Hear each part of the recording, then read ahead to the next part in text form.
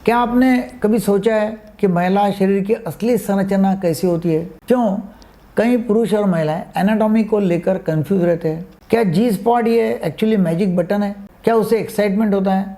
चलो देखते हैं। मैं डॉक्टर दीपक केड़कर पिछले 44 साल से अकोला में प्रैक्टिस कर रहा हूँ as a sexologist, psychiatrist, hypnotherapist और डायरेक्शन स्पेशलिस्ट, और हजारों लोगों के जीवन में हमने फ़र्क किया है।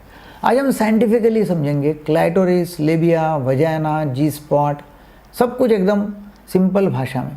वीडियो के अंत में मैं आपको बताऊंगा जी स्पॉट की असली सच्चाई क्या है, इसलिए अंत तक आपने ज़रूर देखना है। अगर आप फीमेल पार्टनर के साथ इंटरकोर्स करते हैं या आप स्वयं महिला हैं तो एक बेसिक एनाटॉमी आपको समझना बहुत ज़रूरी है। तो महिलाओं में एक्सटर्नल एनाटॉमी जो है, जो बाहर से जो दिखता है उसको वल्वा कहते हैं, और जिसमें फिर क्लाइटोरिस, लेबिया, यूरेथ्रा और वजाइनल ओपनिंग शामिल है। और सेक्सुअल प्लेजर का सबसे बड़ा केंद्र जो है वो है क्लिटोरिस, मतलब योनि लिंग, स्त्री योनि लिंग। पुरुषों को जो पेनिस रहता है उसके बराबरी का समान स्ट्रक्चर उसका है। अब देखेंगे कि पुरुष और महिला शरीर एक जैसे शुरू तो होते हैं, मतलब जब फीटस रहता है ना माँ के गर्भ में, तो वो बराबर डेवलप होते रहता है शुरुआती 8 हफ्तों तक। कोई जेनाइटल्स नहीं होते हैं पहले 8 हफ्तों में, सिर्फ 2 स्ट्रक्चर होते हैं, जेनाइटल ट्यूबरकल, यूरोजेनाइटल साइनस। अगर बेबी XX हो तो फीमेल जेनाइटल्स तैयार होते हैं, अगर बेबी XY हो तो मेल जेनाइटल्स तैयार होते हैं। यही कारण है कि मेल पेनिस का हेड और फीमेल क्लिटोरिस एक ही एम्ब्रियोलॉजिकल टिश्यू से बनते हैं, उनका बेस एक ही है, प्रोडक्शन एक ही जगह से होता है।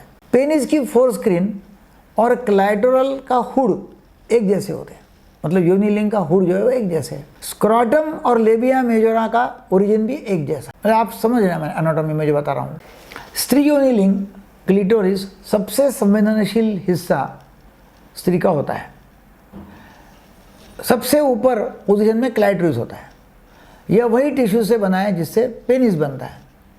क्लिटोरिस सिर्फ एक स्मॉल टिप नहीं है, बल्कि पूरा इंटरनल स्ट्रक्चर होता है जो वाई शेप में वजाइना के दोनों साइड्स तक जाता है। क्लाइटोरिस में थाउजेंड्स ऑफ नर्व एंडिंग्स होते हैं। टच से तेजी से अराउजल होता है, ब्लड फ्लो बढ़कर इरेक्शन जैसा एंगोर्जमेंट उसमें बनता है, और उसका हुड जो है वो स्किन की तरह मुंह होता है। यही कारण है कि अधिकांश महिलाएं क्लाइटोरल स्टिमुलेशन के बिना ऑर्गेज्म नहीं कर पाती। क्लाइटोरिस के नीचे यूरेथ्रल ओपनिंग होता है और यही पी ट्यूब का एग्जिट पॉइंट होता है। उसके नीचे वजाइना है, एक मस्कुलर, फ्लेक्सिबल, एक्सपांडेबल ट्यूब।